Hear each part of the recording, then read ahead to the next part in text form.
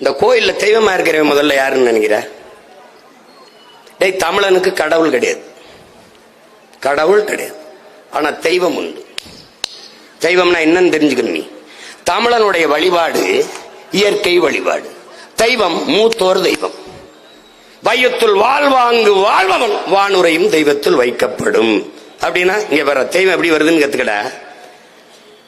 பெரியப்பா வர்றாரா, தமிழன் வழிபாடா பாடுறா. தாத்தா வர்றாரா, எல்லாம் எந்திரிச்சு வாங்க தாத்தான்னு கும்பிடுறோம்டா. செத்துறாரா, படமா வச்சு கும்பிடுறோம்டா. இதாண்டா வழிபாடு. ஏய், எல்லாம் விளங்கிட்டியாடா? விளங்கிட்டியாடா? என்னப்பா பேரு? தாத்தா பேரை வச்சிருக்கேன் ஆறுமுகம்னு. இதாண்டா நம்ம மரபு. டே பைத்தியக்காரப்பட, இதாண்டா நம்ம மரபு. இதை தெரிஞ்சுக்கடா. டேய், இயற்கை வழிபட்டம்டா. ஐம்பெரும் ஆற்றல் இல்லாது அனைத்துலகில் எந்த உயிரினமும் இல்லை. இது அறிந்த தமிழன் இயற்கையை போற்றினான். இயற்கை நம்முடைய தெய்வம். இதை உணர்ந்த நம் தலைவன் இயற்கை எனது நண்பன், வரலாறு என் வழிகாட்டி, வாழ்க்கையின் தத்துவாசிரியன் நான். தெய்வம் எப்படி வருது? எப்படி வருது? அவரு நல்ல மனுஷன், ரொம்ப நல்ல மனுஷன், ரொம்ப சிறந்த மனுஷன், ரொம்ப ரொம்ப நல்ல மனுஷன். அதுக்கு மேல வார்த்தை இல்ல. தெய்வம் அப்பா அவரு. இவ்வளவுதான்டா.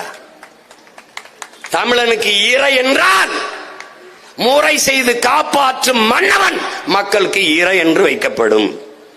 இறை என்றால் அரசன் என்றும் பொருள், இறைவன் என்றும் பொருள். விளங்குதல? இப்படி இருந்த ஒருவன் யார் யாரு முன்னவன்? உனக்கு குலம் முன்னவன், இனம் முன்னவன். இனம் முன்னவனிலே முருகன், சிவன், மாயோன்.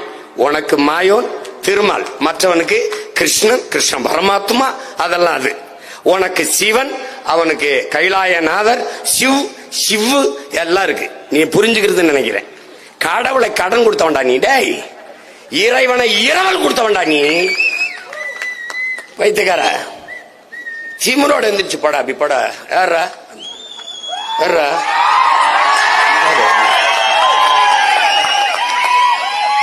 தமிழன்டா, தமிழன்டா. அப்படி திமிர்